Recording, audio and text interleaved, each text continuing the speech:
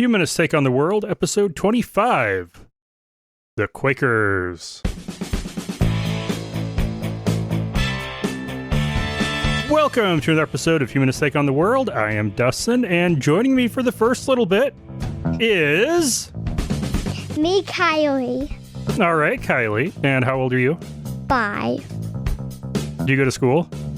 Yes. What grade are you in? Oh, well, preschool. All right. And then what are you going to be in the fall, next year? Kindergarten. Yeah, very nice. So what's your favorite color? Oh, well, my favorite color is pink.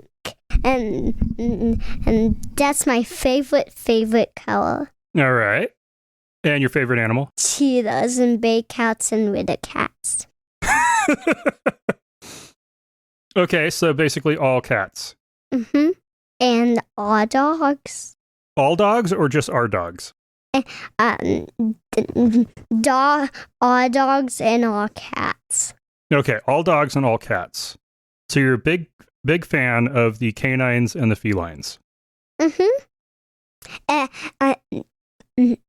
Boss even Dustin. How is earthquakes happen? Earthquakes. The tectonic plates are constantly moving, and our continents are sitting on top of the tectonic plates, and pressure builds as plates bump into each other. So earthquakes that we get around here are because the Pacific plate that is underneath the ocean is going under the North American plate, which we live on top of. And that subduction builds up pressure that causes earthquakes all over the western U.S. Really cool, Dustin. You can also call me Daddy, you know. Oh, yeah. She's professional. Yeah. I'm pretending that I'm on TV. You're on a podcast. I'm in podcast. And you're not pretending. You actually are on a podcast Yeah. right now.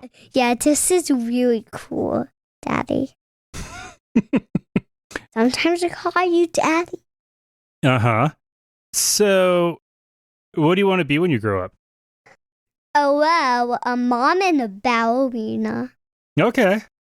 And what's your favorite food? Oh, well, I can't decide. There's too many choices. So you like a variety of food? Mm-hmm. All right.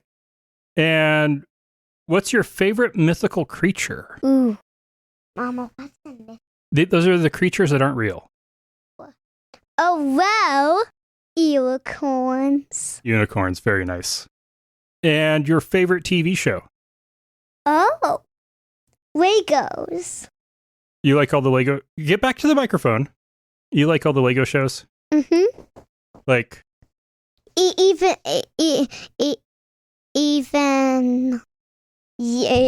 Yeah. Ninjago and the Lego movies and Lego Star Wars and Lego Batman. Oh, yeah, guess what, Dad? That song is very cheesy. Which song? The after song from Everything is Awesome. Oh, yeah. Everything is Awesome is a pretty cheesy. Yeah, because that's stupid cheesy song. All right. Well, Kylie, thank you so much for joining me on the podcast. You're welcome.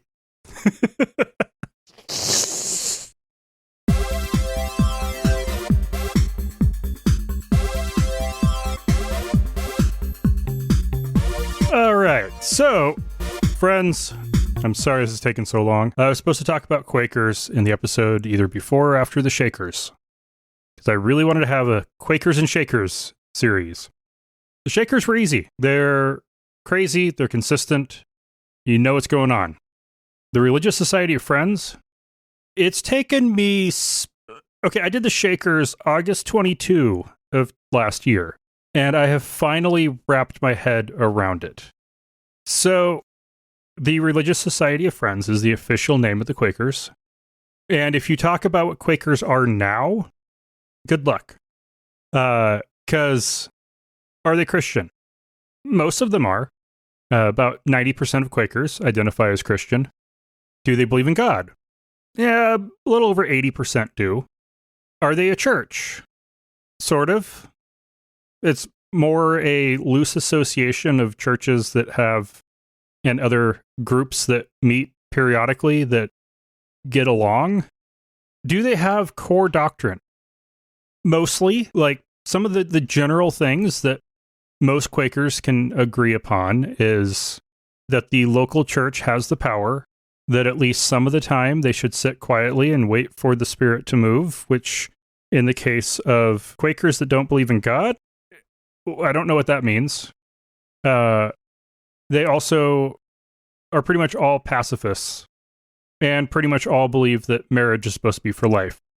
Most are anti-abortion, but like that's really the core of what Quakers are. It's those handful of beliefs, with pacifism being one of the most core.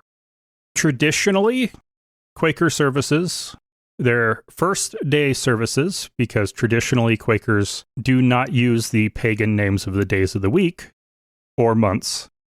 So the first day services was a group of Quakers coming together and sitting in silence until somebody felt compelled to speak. About 11% of Quakers still have that as the primary form of worship. It's what's called the unprogrammed services. You will find Quakers like that in Britain, Australia, Canada, and parts of the US. About 89% of Quakers now have programmed services where they have pastors who preach, they have music, and they have a portion of the service where they sit in silence until somebody speaks. Quaker governance is also kind of strange. The local Quaker churches or meetings can be called monthly meetings because once per month they get together for a business meeting where they conduct church business. At those business meetings, they sit in silence until somebody feels compelled to speak. And there is a clerk present to help ensure that basically the debate doesn't happen. You are not allowed to respond to something that somebody else says. You can only speak an original idea that you feel compelled by God to speak. No debate. There's also no vote.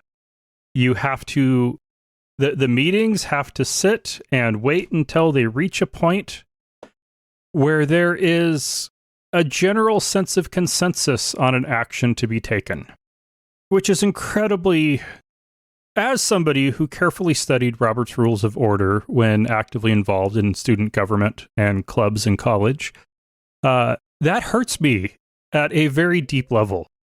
Like, the way to make good decisions is through debate. The way to actually agree on, determine if people agree on something is to take a vote. And they don't allow debates and they don't allow votes. That's crazy. At the regional level, Quaker communities will send delegates to quarterly meetings.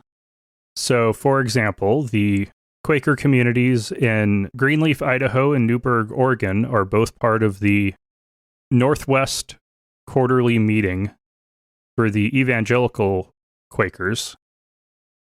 And that quarterly meeting is part of a higher organization that is called an annual meeting. And there's also even higher levels, such as the Friends Worldwide Committee for Consultation, which is the highest level of Quaker organization. It is a very loose association, as you can imagine. And they hold what is a triennial meeting. So every 3 years. They used to be 5-year meetings, but now they're 3-year meetings, which is, the Quakers are bizarre. At present, within the broader overarching umbrella of Quakers, there are evangelical Quakers, which make up about 88% of all Quakers. And they have their own international organization with the Evangelical Friends Church International, which has annual meetings for evangelical friends churches in other countries, like in the US and most notably Kenya. At present, there are about 377 Quakers around the world in total, with 146,300 of those in Kenya and 76,360 in the United States. There are also tens of thousands in Burundi and Bolivia. There's also about 35,000 in Burundi and 22,000 in Bolivia, and also over 5,000 Quakers in Guatemala, the United Kingdom, Nepal, Taiwan, and Uganda. So they're spread out a lot. There is a tendency for Quakers to be consolidated in Quaker communities or specific cities. A lot of these were founded as kind of Quaker settlements. Most notable for the Quaker settlements would be Philadelphia, Pennsylvania, and Pennsylvania as a whole, Newburgh, Oregon, Greenleaf, Idaho, Whittier, California, and Friendswood, Texas. You can also find significant amounts of Quakers or Quaker influence in Richmond, Indiana, Birmingham, England, Greensboro, North Carolina, and Ramallah, Palestine. All right, and I've mentioned the evangelical Quakers, and I've mentioned the programmed services. Those two generally are the same. The ones who are evangelical tend to be the ones, or are the ones who have pastors and have sermons and songs. The Quakers that still have unprogrammed services tend to be liberal, fitting a lot more closely in line with mainline Protestants like the United Methodists and Episcopal churches, or even with liberal Christianity and just liberal religion like the Church of Christ and Unitarians. There's a lot of variability. And with that variability, if somebody just says that they're Quaker, you know almost nothing about them. And that really makes sense.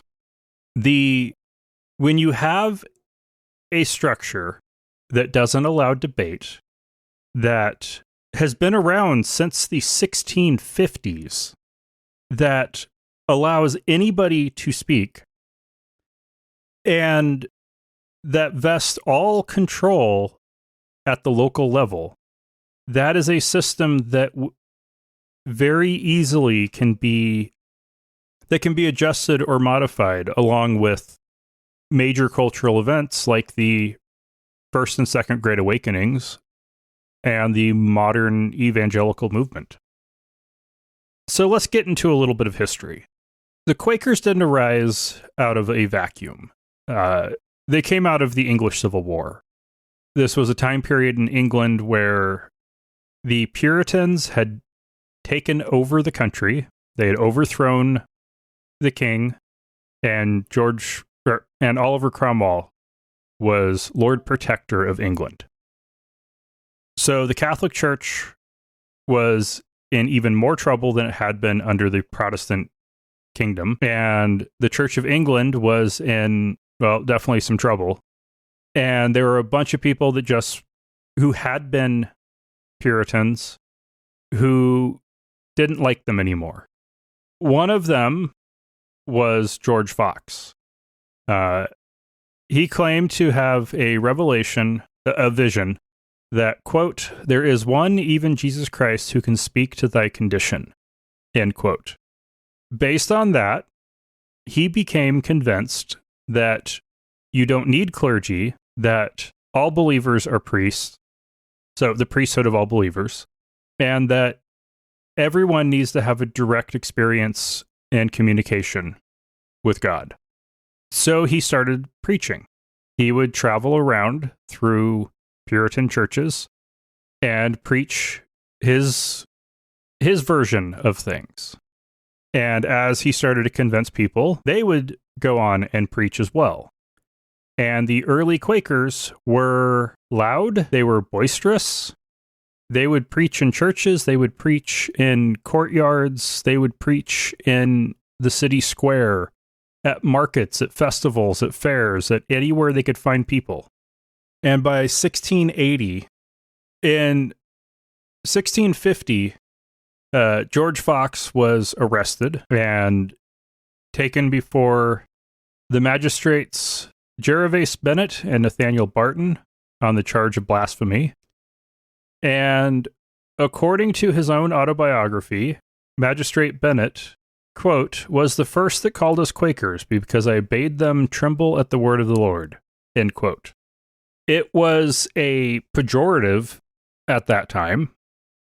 Quakers were describing themselves as, true Christians, saints, children of the light, and friends of the truth, and settled eventually on preferring to call themselves Friends and the Society of Friends, and eventually the Religious Society of Friends.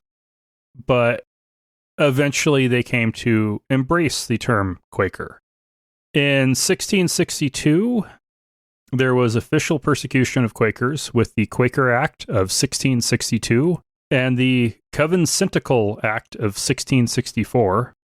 And that persecution was relaxed after the Declaration of Indulgence in 1687, and it was absolutely stopped under the Act of Toleration in 1689. And by that time, an aristocratic Quaker by the name of William Penn established Pennsylvania as an explicitly Quaker commonwealth. And prior to the Act of Toleration, there were Quakers in Massachusetts who were executed, and Quakers throughout England and Wales were routinely arrested, flogged, and faced all sorts of punishments. Of note, the early Quakers would often have women preach and viewed women as having a very important and special place in the community, where they were in charge of the community's management of family and households and marriage, and were able to form women's councils to kind of make sure the Quakers within their community were living up to the standards. And much of those standards was that Quakers were supposed to have plain speech, plain dress, and simple lives. They're expected to be honest in any business dealings, honest in everything. Generally expected to be, upstanding members of the community. By the time of the American Revolution, Quakers had entered into a quietism period where they stopped being quite so loud and did not accept disruptive or unruly behavior. And they spent less time trying to convert others, and also stopped allowing members to marry outside of the Quaker church.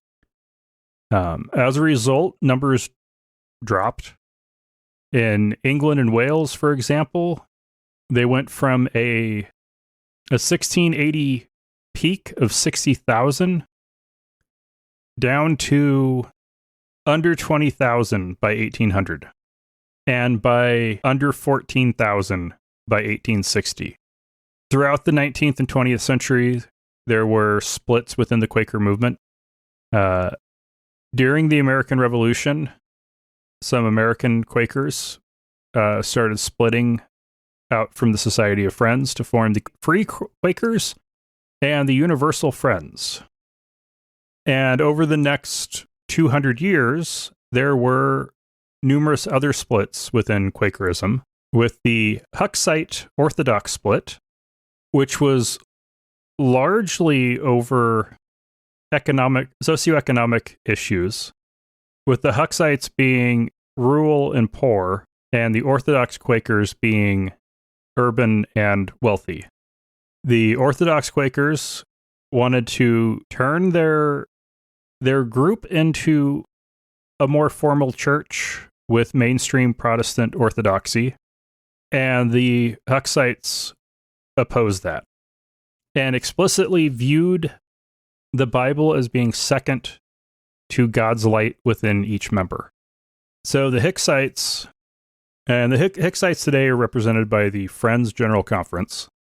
The Orthodox Quakers then split again with the Beaconites, where Isaac Crewdson, a Quaker minister in Manchester, England, wrote a book called A Beacon to the Society of Friends, where he argued that inner light was what mattered, not a religious belief in salvation by atonement.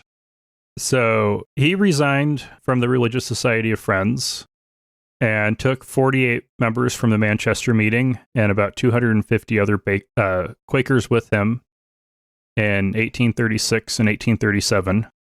Some of them joined the Plymouth Brethren. After that, there was the Gurneyite conservative split. This was with Orthodox Quakers becoming more evangelical as a result of the influence of the Second Great Awakening. Joseph John Gurney led that move, and they held revival meetings in America and in Britain. They definitely fell in with the holiness movement, and the Gurneyites the Gurneyites split again, with one group forming the Friends United Meeting and the other forming the Evangelical Friends International, with both the Gurneyite and evangelical branches being evangelical. The Quakers who opposed the Orthodox Quakers who opposed the move towards evangelicalism were led by John Wilbur, who formed the Fritchley General Meeting and is now represented by the Conservative Friends. So, as a general rule of thumb, the Friends General Conference are the liberal and unprogrammed Quakers, the Hixites. And the conservative Quakers are also pretty liberal. Not as liberal as the Friends General Conference Quakers, the Hixites, but way more liberal than the evangelical Quakers. And it's... all that being said, if you encounter a Quaker outside of England or Australia, chances are that Quaker is probably an evangelical, part of the Evangelical Friends International. Evangelical Quakers, you should be focusing on the word evangelical, not Quaker or Friends, because they are young earth creationists. They believe in abstinence before marriage, marriage for life. They're anti-abortion. They're anti-alcohol, tobacco, and drugs, and pacifists, and otherwise basically just evangelicals. If you happen to have conservative Quakers around you, they're going to look a lot more like mainstream Protestants. And if you have Hicksite Quakers around you, they're probably going to be really liberal and may even be atheists. And on a personal note, my grandpa Williams was born and raised Quaker. He was born in Kansas, and his family moved to Caldwell, Idaho when he was a young child, and he attended the Quaker school in Greenleaf, Idaho, about 6 miles away. So about Greenleaf being about 35, 40 miles away from Boise. I do know that at some point, as an adult, he converted to the Adventist Church. I do not know if his parents were converts or multi-generational Quakers, but it's still an interesting family connection. And as I've learned more about various ancestors, I've found that I have had ancestors who have been a part of like basically every major Protestant group. And I definitely find that pretty interesting. So I hope this hasn't been too confusing. I personally find the Quakers confusing. I've been wanting to get this out. I've been wanting to do the Quakers and Shakers for like 8 years, and I'm finally getting it done, and I'm not going to bother trying to make more sense of it than this. The Quakers are a confusing mess because they have a system of governance that involves not debating things, and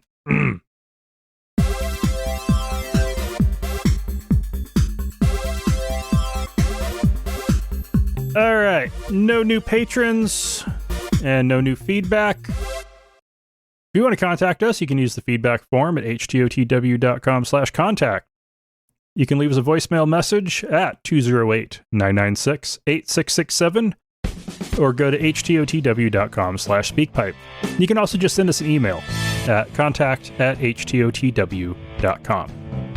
You can support the show on a monthly basis with Patreon or just once with PayPal credit or debit, or with Apple Pay or Google Pay, and you can find links at htotw.com/donate. And until next time, remember, not all those who wander are lost.